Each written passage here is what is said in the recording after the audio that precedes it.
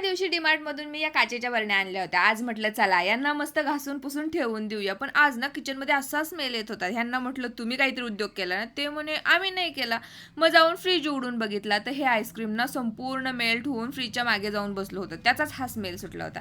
इकडे बघत बसले तोपर्यंत इकडे चहा सगळा करपून गेला. मग काय दुसरा चहा करायला घेतला. आता डीमार्ट मधून मी 2 प्रकारच्या बरण्या आणल्या होत्या. 3 मोठ्या 3 छोट्या. ज्या मोठ्या बरण्या आहेत ते 159 ला मला मिळाल्या आणि ज्या छोट्या आहेत त्या 59 रुपयाला मिळाल्या. आता यावरती आलं होतं स्टिकर लावून. म्हटलं चला गॅसवरती गरम करून बघूया निघतंय का आरामात. पण नाही, याचा काहीच फायदा नाही झाला. आणि आत्यांचं असं चाललं होतं आणल्या का अजून काचेच्या बरण्या. त्यांना काही ते आवडत नाही कारण त्या म्हणतात फुटल्याशिवाय काही या राहत नाही. आत्याबाई तर काही आज घरी नाही येत, त्या त्यांच्या माहेरी गेल्यात. त्यामुळे आज एकटीनेच मस्त चहा मी घेतला. त्यानंतर या बरण्या घासून पुसून ठेवल्या. आता म्हटलं यांना ना मस्त सुकून वगैरे देऊया, तोपर्यंत आपण स्वयंपाकाला लागूया. स्वयंपाकाला लागलेच तोपर्यंत असं वाटलं की चला आज वातावरण तर एकदम भारी झालंय, चला एक चक्कर मारून पण येऊया.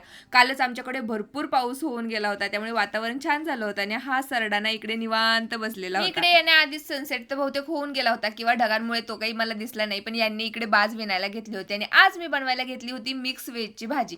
तर जे पनीर आहे ना ते आधी मी शालो फ्राय करून घेते. मी तेलात करून घेतलंय पण तुपामध्ये घेतलं ना करून तरी सुद्धा त्याची एकदम मस्त टेस्ट येते.